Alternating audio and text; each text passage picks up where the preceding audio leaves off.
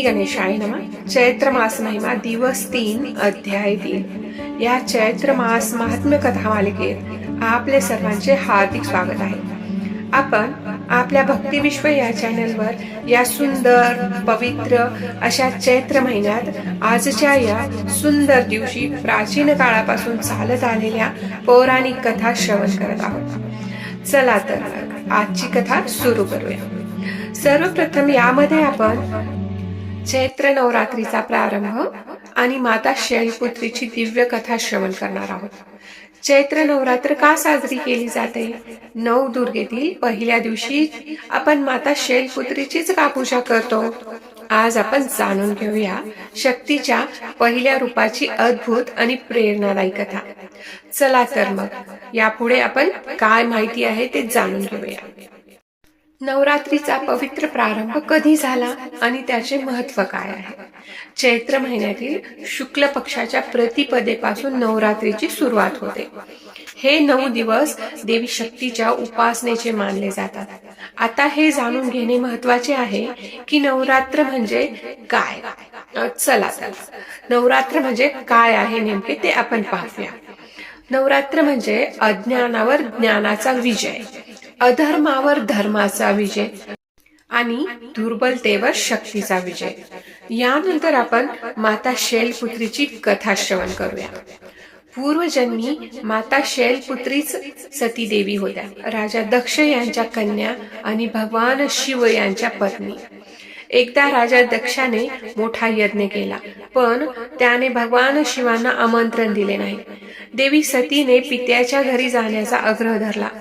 भगवान शिवानी परवानगी दिली, पण तिथे गेल्यावर देवी सतीने पाहिले की शिवांचा अपमान होत आहे। पतीचा अपमान सहन न झाल्याने ज्या शरीराने भगवान शिवांचा अपमान पाहिला व ऐकला आहे त्या शरीराचा त्याग केला पाहिजे असा विचार करून माता सतीने यज्ञकुंडात स्वतःचा देह त्याग केला। त्यानंतर त्यांचा पुनर्जन्म कोठे झाला हे आपण ऐकूया। देवी सतीचा पुनर्जन्म आणि शैलपुत्री मातेची कथा याचा काय संबंध आहे हे आपण जाणून घेऊया। नंतर सतीचा जन्म हिमालयाच्या घरी झाला। पर्वतराज हिमालय यांच्या कन्या म्हणून त्या जन्मल्या, म्हणून त्यांना नाव मिळाले शैलपुत्री। शैल म्हणजेच पर्वत आणि पर्वताची कन्या म्हणून शैलपुत्री। अशा प्रकारे देवी सतीचा शैलपुत्री या नावाने पुनर्जन्म झाला। लहानपणापासूनच त्यांना भगवान शिवांबद्दल भक्ती होती। त्यांनी कठोर तपश्चर्या केली आणि शेवटी भगवान शिवांना पती म्हणून प्राप्त केले। आता माता शैलपुत्रीचे स्वरूप कसे आहे हे आपण जाणून घेऊया, कारण माता शैलपुत्रीचे स्वरूप फार विशेष आहे। माता शैलपुत्री वृषभावर म्हणजेच नंदीवर स्वार आहेत। एका हातात त्रिशूल आणि दुसऱ्या हातात कमळ आहे। त्या धैर्य, स्थैर्य आणि शक्तीचे प्रतीक आहेत। नवरात्राच्या पहिल्या दिवसाचा संदेश कोणता आहे हे जाणून घेऊया। माता शैलपुत्री आपल्याला पुढील प्रमाणे संदेश शिकवतात। 1. आत्मसन्मान कधीही गमावू नका। 2. श्रद्धा आणि संयमाने सर्व काही प्राप्त करता येते। 3. आयुष्यातील संकटांना धैर्याने सामोरे जा। नवरात्रीचा पहिला दिवस म्हणजे आपल्या मनातील भीती दूर करून शक्ती जागवण्याचा दिवस आहे।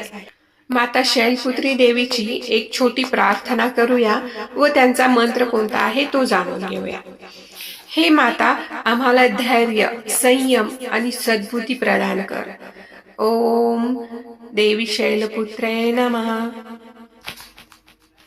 जर तुम्हाला ही दिव्य कथा आवडली असेल तर व्हिडिओला लाईक करा, शेअर करा आणि आपल्या भक्ती विश्व चॅनलला सबस्क्राईब करा।